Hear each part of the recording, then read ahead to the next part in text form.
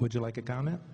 Yes, I contemplate every day the possibility that there's a very powerful being that just doesn't love us, because that's the way the world appears to me, if there's any being like that at all. I mean, look, the idea that God might have unknown reasons for not intervening to prevent suffering, which he could, we could just as easily say that there's an evil God who permits lots of good things for reasons which we cannot know, that have to do with them leading to higher evils, which we cannot know, right?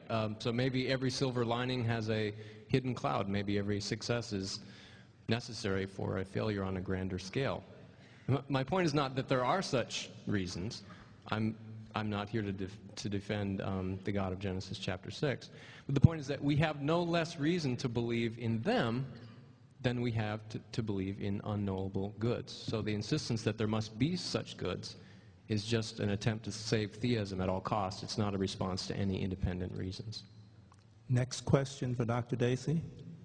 Yes, Dr. Dacey, in your case for atheism tonight, you spoke about blind causal mechanism in the context of macroevolution, and you also talked about the notion of there not being an immaterial dimension of man, such as a soul, and then you spoke about goods and evil.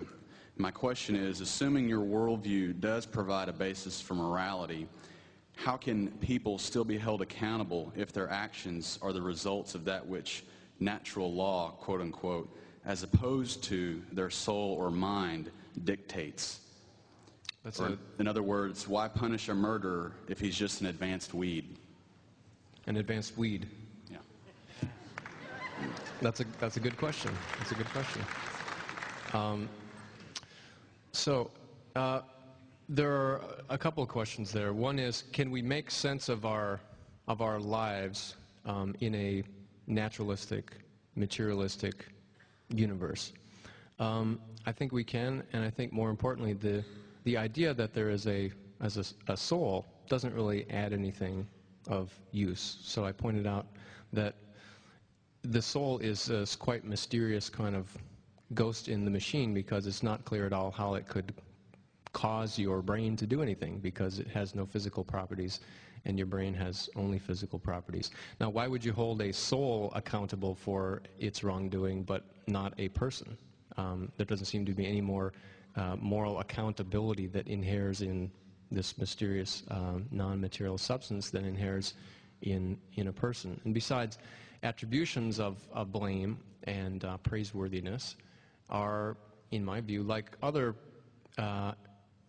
judgments, other moral judgments that we make them on the basis of good reasons, or sometimes poor reasons, and we make them so that they will conduce to the best consequences, so that things will go best for us and other people who matter morally. So I can say that a murderer is guilty, and I can be correct in saying so, because attribution of guilt doesn't have to do anything with an immaterial soul, but because a system in which we attribute guilt to murderers works out best for everyone. Dr. Craig? I think the question is an incisive one. You can prove that the person, in fact, did commit the murder and is in that sense guilty, but he wouldn't be morally culpable or morally responsible for it, any more than a tree is morally responsible for growing a limb. If we are just electrochemical machines that are determined by our genetic makeup and the input of our five senses, then our moral decisions and actions are no more morally significant than the movements of a puppet's limbs, controlled by the strings of genetic makeup and sensory input. So the reason a soul makes a difference is because a soul has freedom of the will and can therefore choose. But if we are just electrochemical machines, then it's not only difficult to see why we would have moral worth in the first place, but it's even more difficult to see why we would be morally responsible for our actions, because they would all be determined. Question for Dr. Craig. Yeah, Dr. Craig, with the Bible being an important tool for a Christian with his or her walk with God, What would you say to Dr. Casey's comment earlier that the Gospels may have been an unreliable source of what the apostles went through or what they actually saw? Sure. It is frustrating in these debates to have to try to talk in sound bites and not be able to delve into these issues at length.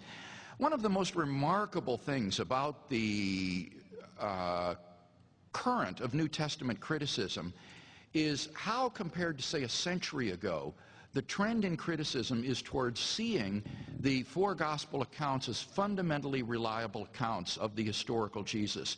We know much, much more today about the historical Jesus, though he's a rather minor figure in one sense in history, than we do about most major figures of antiquity. We not only have these four independent sources of Jesus in the Gospels, but we also have the Pauline letters and traditions behind the Acts of the Apostles that provide multiple independent testimony to the life of Jesus of Nazareth. And so the outlines of the historical Jesus, his career, his passion, his death, and so forth, are very widely agreed upon. And in particular, as I indicated, there are several fundamental facts about Jesus that are agreed upon by the majority of New Testament historians today that I think point to the resurrection. The first would be that he was killed by crucifixion under Roman authority. Second, that he was buried by a member of the Jewish Sanhedrin named Joseph of Arimathea in a tomb. Thirdly, that tomb was found empty by a group of his women followers on the Sunday morning after the crucifixion. Fourth, that the disciples then, and other groups of people, on multiple occasions under different circumstances, experienced appearances of Jesus alive from the dead. Everybody admits that. Now, as Austin says, some try to explain these away as hallucinations, like Ludemann, but everybody admits they had these experiences, these apparitions of Jesus. And then finally, fifth, they came to believe that God had raised him from the dead despite every predisposition in Judaism to the contrary. And I don't know of any naturalistic explanation that provides an overarching explanation of those five facts that is as plausible and historically grounded as the resurrection hypothesis that God in fact raised him from the dead. Dr. Dacey? Well, notice that Craig now says that the naturalist has to not only explain each of the three facts, but has to point to a single hypothesis that explains all three facts. Well, of course, this is something that no naturalist could do, but it's not anything that naturalists need to do either. I mean, after all, we don't expect that for other historical explanations. Why did the Civil War erupt? We don't need a single hypothesis that explains all the factors leading up to it. I granted the empty tomb, as you may recall, but I pointed out that there are lots of other scenarios that are not as implausible on the background knowledge as the claim that Jesus was miraculously raised from the dead by God.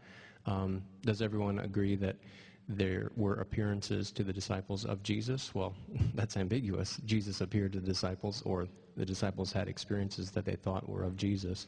And of course, if the empty tomb was a fact, then it wouldn't take a miracle to explain why people developed stories that he had been found living. After all, we know where Elvis Presley is buried, but people see him all the time. Let's thank our speakers for a great job.